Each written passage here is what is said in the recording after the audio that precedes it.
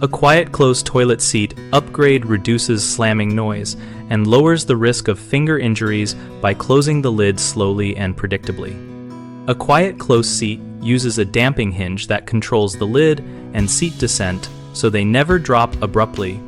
And the mechanism can be either nylon bushings with built-in resistance or a gas strut style damper for heavier models.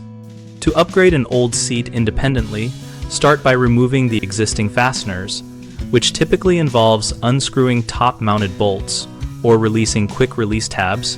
Then align the new seat over the bowl and tighten the supplied hardware until the seat is snug but not over-compressed so the damping can function correctly. Choose a seat whose hinge spacing matches your toilet bowl type, whether round or elongated, to avoid wobble and ensure full coverage. Measure the distance from the 2 bolt holes to the bowl front to confirm fit.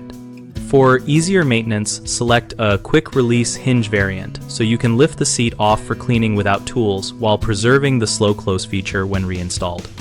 When installing, hand tighten first, then use a screwdriver to give a partial turn to secure. Avoid over-tightening plastic anchors, which can crack and ruin the quiet close action. If pairing with a new toilet, pick models that come standard with quiet close seats to save time and guarantee compatibility with the bowl geometry.